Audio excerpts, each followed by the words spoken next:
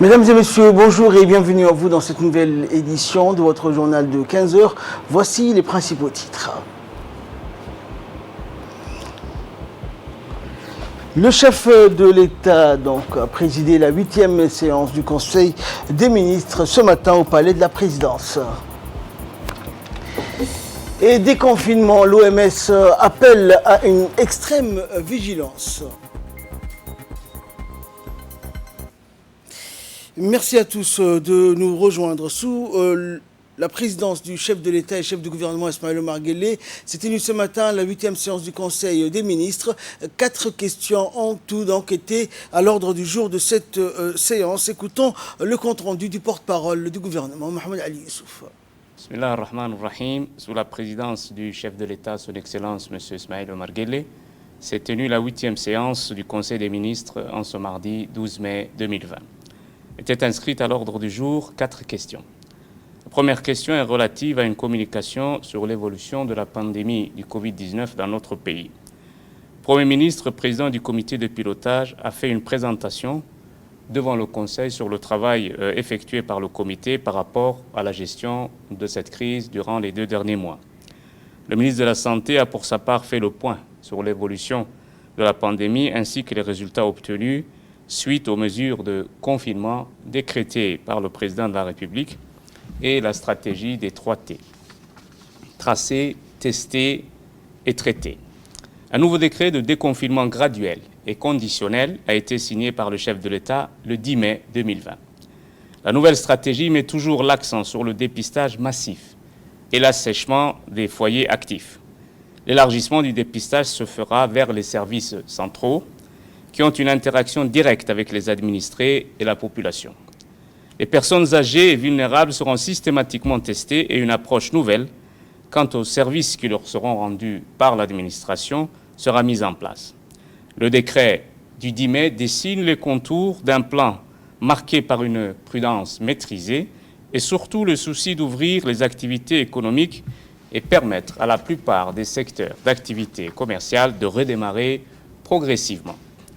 Le respect des mesures de distanciation sociale, de port de masques et de lavage des mains sont essentiels afin de contenir la pandémie. On ne le répétera jamais assez. Au jour d'aujourd'hui, le ministère de la Santé a testé 16 093 personnes. Le pays compte 1256 cas positifs avec 29 cas signalés aujourd'hui. Enfin, les nouvelles orientations stratégiques seront soutenues par des objectifs suivants. L'élaboration de procédures opérationnelles par le comité scientifique. Un plan de communication clair et multisectoriel qui, tout en continuant à mettre l'accent sur l'appropriation des mesures barrières, aura pour objectif de faire adhérer la population à ce nouveau dispositif.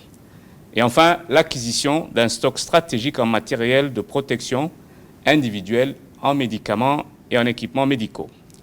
La deuxième question concerne un projet de loi portant modification de certaines dispositions de la législation en matière de procédure civile. Le projet de loi vise à renforcer la carte judiciaire dans notre pays afin de rapprocher davantage la justice des justiciables. Nos compatriotes résidant dans les régions doivent parcourir parfois plus de 200 km pour trouver une juridiction sans compter les frais occasionnés. C'est dans l'optique de mettre un terme à cette inégalité qu'il est proposé de créer 3 nouveaux pôles judiciaires. L'un à Balbala, un autre à Dikil et un dernier à Obok.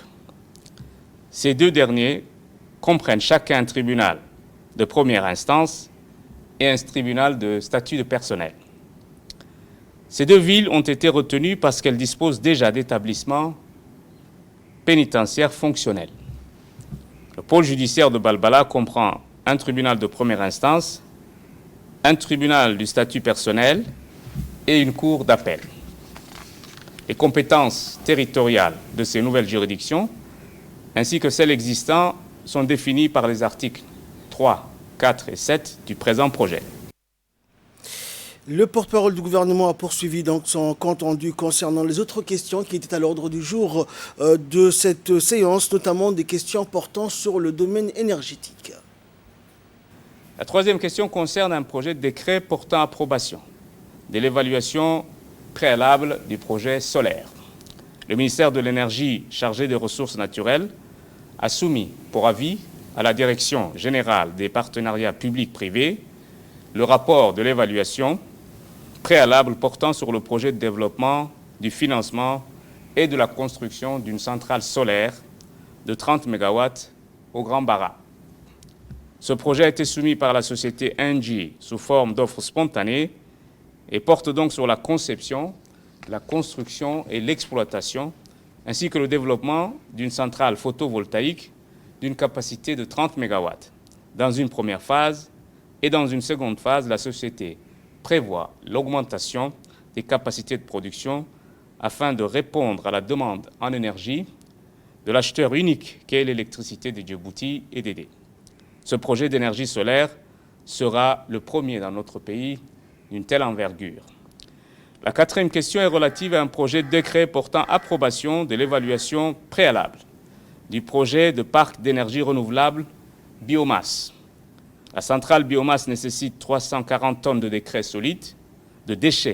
solides municipaux et 130 tonnes de pneus usagés pour produire 40 MW.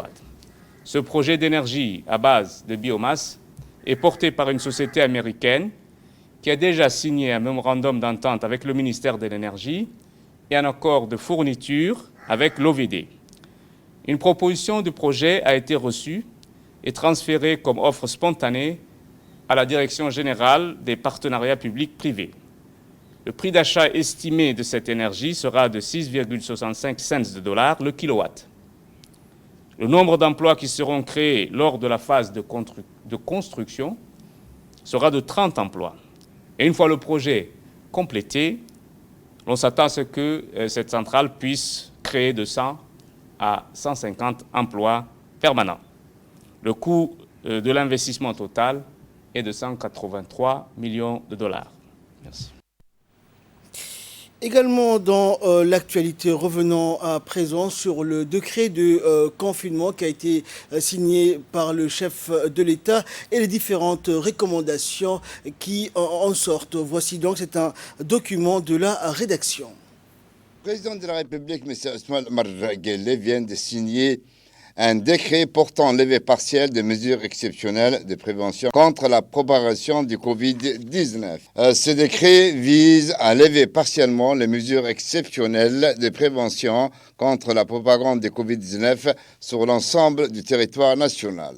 Les dispositions générales de ce décret portent sur le port du masque, qui devient ainsi obligatoire dans tous les espaces publics ou privés dans laquelle la distanciation sociale ne peut être observée. Dans les mesures relatives aux lieux publics, un dispositif de lavage de mains doit être installé dans tout établissement public et privé accueillant le public. Il doit également procéder dans ces établissements à l'organisation des séparations des espaces d'entrée et de sortie, ainsi qu'à la désinfection régulière des locaux accueillant le public. Les conditions de la reprise des activités sont bien définies dans ce décret. Ainsi, les magasins et commerces sont autorisés à reprendre leur activité à compter du 17 mai 2020, sous réserve de respecter les conditions fixées. Pour les transports en commun, les véhicules de transport en commun urbains, les bus, les minibus, les tricycles et les taxis sont autorisés à reprendre leur activité à compter du 17 mai 2020, sous réserve du respect des conditions. Les entreprises de services sont autorisées à reprendre leur activité à compter du 17 mai, sous réserve des conditions fixées à l'alinéa 2 de la présente disposition. La reprise de l'activité des chantiers publics et privés est déjà effective à compter du 10 mai 2020. Les établissements publics, les entreprises publiques sont autorisées à reprendre leur activité à compter du 17 mai 2020. Les services de l'administration centrale seront autorisés à reprendre leur activité à compter du 17 mai 2020. Par ailleurs, dans le nouveau décret signé par les présidents, afin de limiter les risques de propagation du Covid-19, les rassemblements de plus de 10 personnes sont proscrits. Les établissements publics et les établissements privés de l'enseignement supérieur doivent reprendre leur activité à compter du 17 mai pour la troisième année de licence et la deuxième année d'UT. Dans le même décret, les lieux de culte.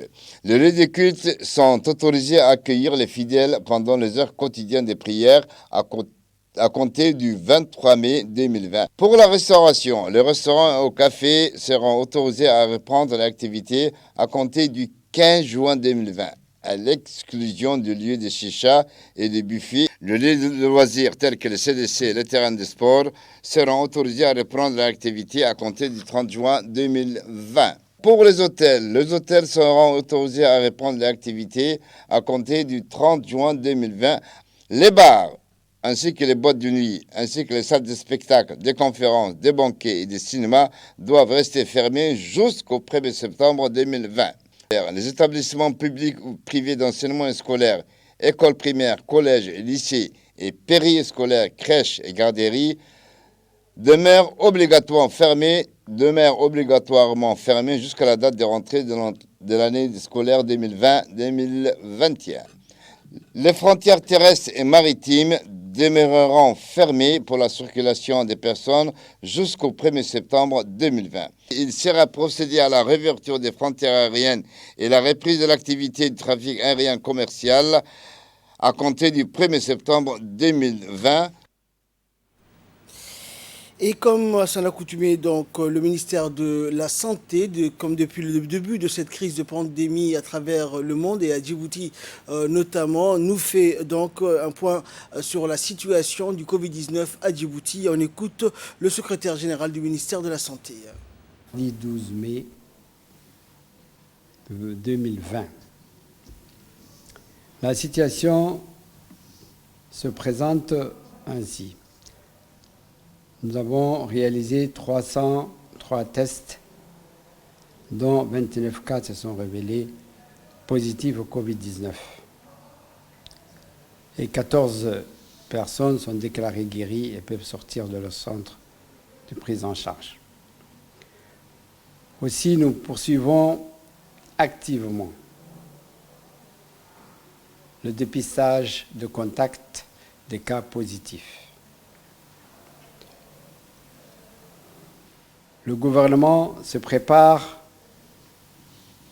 à la sortie progressive du confinement.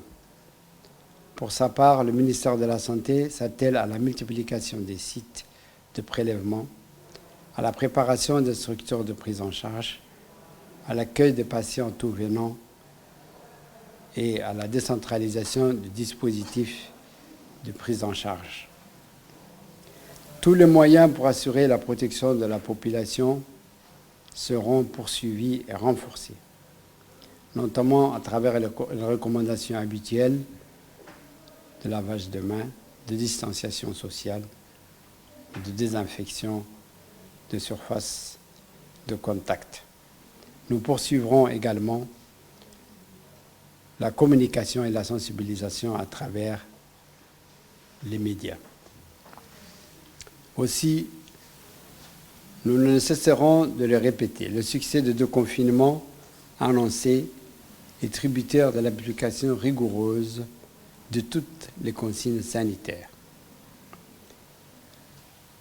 Nous vous encourageons également à composer le numéro vert, le 1517, pour toute suspicion d'infection à Covid-19 ou toute autre préoccupation ou information concernant cette pandémie. Enfin, quant au bilan global, il se dresse comme suit.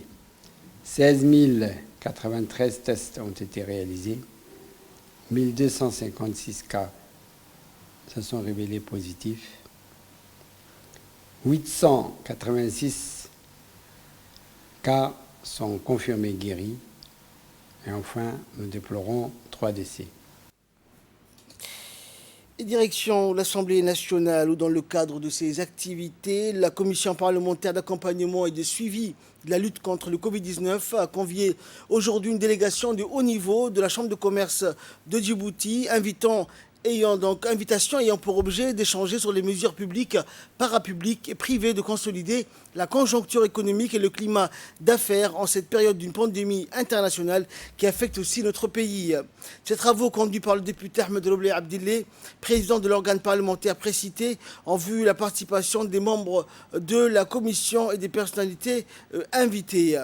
Lors de ce dialogue inédit dans l'institution parlementaire, il a été question des palettes de redressement économique, des mécanismes d'appoint permettant au paysage commercial de surmonter les effets négatifs subséquemment à l'urgence sanitaire et enfin des moyens de veille au respect de l'ordre public, de salubrité et de santé à l'image des gestes barrières dans les entreprises et sociétés commerciales. Le secrétaire général du ministère de l'Agriculture, de l'Eau, de la Pêche, de l'Élevage et des Ressources halieutiques, Ibrahim Elmi, et l'ambassadeur du Japon à Djibouti et la représentante du PAM à Djibouti ont participé donc aujourd'hui 12 mai au lancement du projet d'assistance alimentaire et de réhabilitation des activités agro-pastorales au hub logistique du PAM à PK20 pour répondre aux besoins dans le contexte lié à l'épidémie du Covid-19. Ce projet est financé par le gouvernement du Japon à hauteur de 800 000 $, environ 142 millions de nos francs, et mis en œuvre par le PAM. Le projet vise à fournir une aide alimentaire aux populations affectées par l'épidémie Covid-19 ainsi que les criquets pèlerins. Le projet apportera le soutien nécessaire pour la réhabilitation des activités agro-pastorales afin de les rendre plus résilientes contre les impacts des phénomènes naturels tels que l'assaut des criquets pèlerins. L'ambassade du Japon à Djibouti souhaite continuer à travailler étroitement avec le gouvernement djiboutien ainsi qu'avec le PAM en vue de répondre aux différents défis qui se posent face à l'actuel contexte sanitaire. Concrètement, depuis 6 mois, 1400 ménages travaillant dans 470 jardins, c'est-à-dire 7000 bénéficiaires touchés par la crise de Covid-19 et le cricket recevront une assistance alimentaire dans le cadre du programme Vivre pour la création des affaires. Et enfin, donc, pour clore l'actualité nationale, une forte jeunesse contre le Covid-19, toujours dans la continuité des activités de sensibilisation contre le Covid-19. Le mouvement des jeunes leaders des quartiers se sont mobilisés hier soir sur la route de Venise pour rappeler aux nombreux emprunteurs de cette voie les mesures et gestes barrières essentiels qui sont recommandés par le gouvernement. Cette campagne qui avait débuté la semaine dernière à Al-Hiba s'inscrit dans le cadre de lutte contre cette pandémie qui a plongé le pays dans un confinement total depuis le 24 mars dernier. Le secrétariat d'État à la jeunesse et au sport encourage les jeunes leaders bénévoles des différents quartiers de la capitale qui travaillent d'arrache-pied sur le terrain pour servir leur chère patrie et appeler la population à respecter et faciliter les travaux menés par ces personnes. Il est l'heure à présent de retrouver l'appel à la prière d'Al-Asr. La suite de notre journal, c'est juste après ça.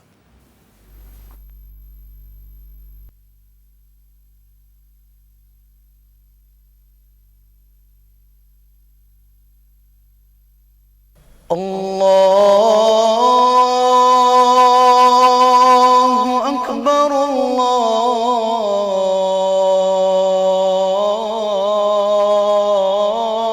Allahu Akbar, Allahu Akbar, Allahu Akbar.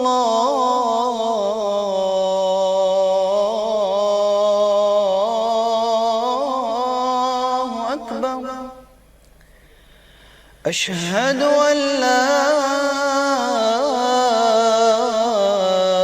إله إلا الله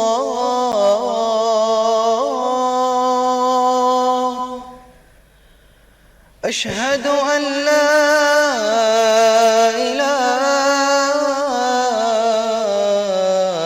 إله إلا الله أشهد أن محمد رسول الله أشهد أن محمد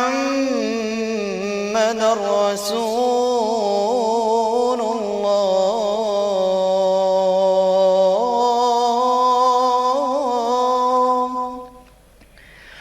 حي على الصلاة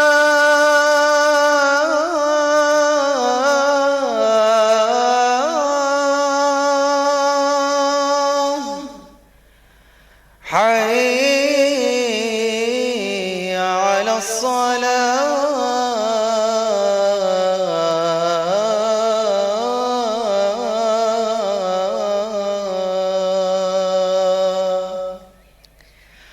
حي على الفلاح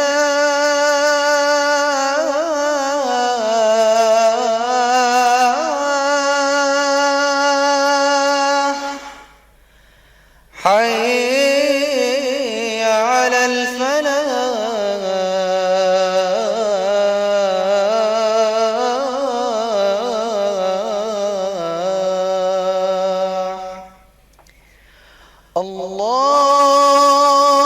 الله أكبر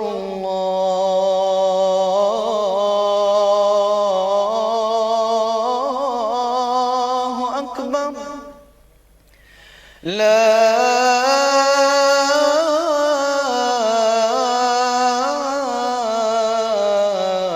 إله إلا الله اللهم رب هذه الدعوة التامة والصلاة القائمة آت سيدنا محمدا الوسيلة والفضيلة وابعثه اللهم مقاما محمودا الذي وعدته إنك لا تخلف الميعاد. C'était donc l'appel à la prière d'Al-Asr. Nous retrouvons la suite de notre journal. International, donc actualité, déconfinement, l'Organisation mondiale de la santé appelle à une extrême vigilance. Alors que de plus en plus de pays tendent vers le déconfinement, l'OMS appelle à la prudence concernant l'assouplissement des mesures de restriction prises pour lutter contre le Covid-19. L'espoir revient, mais il ne faut pas se relâcher. C'est le message envoyé hier soir par le directeur général de l'OMS, Tedros Adhanom Ghebreyesus, au cours d'une conférence de presse virtuelle à Genève. Citant notamment l'Espagne et la France où la vie reprend progressivement, il a souligné le succès des efforts menés pour ralentir le virus, sauver des vies, mais le responsable des questions d'urgence sanitaire à l'OMS, Michael Ryan, a rappelé que ces pays doivent faire preuve d'une extrême vigilance. Dans le déconfinement, la pandémie a fait au moins 278 892 000 morts dans le monde depuis son apparition en décembre en Chine, selon un bilan établi hier par l'OMS. Plus de 4 millions de cas ont été diagnostiqués dans 195 pays et territoires. Et enfin, l'Union européenne veut se préparer à une seconde vague de coronavirus. L'Union européenne s'engage dans le déconfinement. Pourtant, cet allègement donc, des restrictions se déroule sur fond d'inquiétude. Les 27 craignent une nouvelle vague de coronavirus après l'été. Des courbes d'infection à la baisse et des températures à la hausse pourraient entraîner un peu de laisser-aller parmi les citoyens moins enclins à respecter les règles d'hygiène et de distanciation sociale. Des questions concernant aussi le calendrier de cette seconde vague épidémique. Dans ces conditions, la Commission économique européenne appelle le gouvernement à se préparer. Les gouvernements sont appelés à lever graduellement les mesures de restriction. Ce processus doit se faire en fonction des données épidémiologiques nationales. La crise a révélé qu'en matière de santé publique, l'action européenne se limitait à la coordination des actions nationales. Le monde médical bat lui aussi le rappel. Il demande à ce que tous les États membres disposent de places suffisantes dans les hôpitaux et d'équipements nécessaires pour les cas sévères de coronavirus. C'est tout pour cette édition. Merci pour votre très aimable attention. Restez avec nous. Le programme continue sur Télé Djibouti 4.